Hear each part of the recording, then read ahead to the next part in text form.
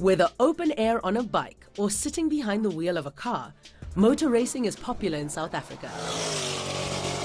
And one of the most anticipated events of the year takes place in Knysna on the southeast coast.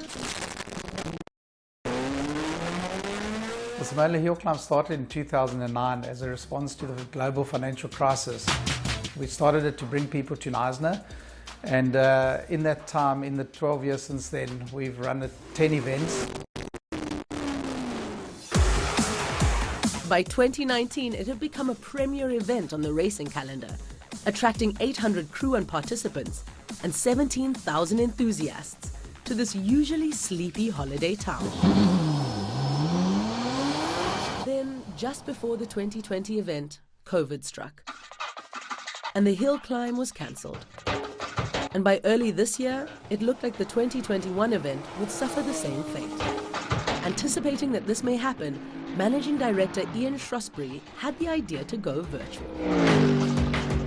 I didn't quite know how to do it at that point in time. It was all very new. Then I was approached by Monarch, who said they had the technology, and we found a good fit between us and themselves.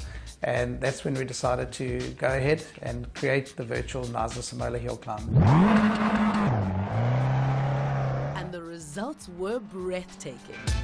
Every twist and turn, every bump in the road, tree and building were recreated. The cockpit view of the real track and the virtual track are almost indistinguishable. The brief to us at Monarch was plain and simple: recreate the Simola Hillclimb. The technical realization was, of course, a challenge. It wasn't just building the track, but setting the rules and regulations, creating a championship and running the live event. Daniel Costello was tasked with the technical development. To start, he used Google Maps to plot out the course.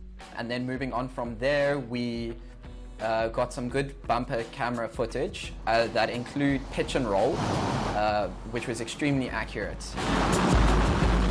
Once I was happy with sort of a beta version of the product, I gave it to some professional drivers, and they sort of critiqued it. And they were like, no, there's a bump in this section. This road surface here has been tarred over differently. And they pretty much gave me the critical feedback that I needed to be able to make it as accurate as possible. Later on in the process, we started working on the modeling. So this pretty much took a photo of, say for instance, the estate's gate, and sort of modeling from scratch all of the textures, the glass panes, all of that, just from a photo. So that definitely took a while, as well as making from scratch the humans and the buildings, and it was quite intense within a 3D modeling space. There were 297 entries from all over the country, with the pre-qualifying rounds run over a period of 4 weeks. The top 10 finalists then competed in the live event using the same start procedures as in the actual race. I've been through lots of events, lots of competitions, won a few, but this hill climbing event was special. Lorenzo Gualtieri is your winner, folks, by just 4 points. It was just so much pressure. Just like the real thing, I suppose. But yeah, it was just so close because, you know, the guy that was 10th could win, because if you make one mistake, you make a mistake in every run that you do. Out of the 5 that we did, you're going to find yourself lost. In the 10 days of seeding, the 10 competitors did 3,772 runs, an equivalent of 7,167 kilometers. And the times set were within a half second of the real event times. Finalist Lorenzo Gualtieri has raced real cars as well. Funny enough, I actually experienced more adrenaline on a simulator. I don't know why, I have no idea. It's just crazy how you sit, you know, in your own house, in your own room, in your own chair, your own simulator, and you get so much more nervous than you do when there's another 30 cars around you on a real race circuit.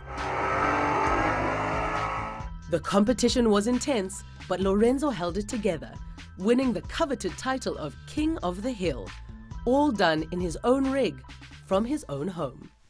Okay, so let's just talk you guys through a run of the Virtual Simola Hillclimb.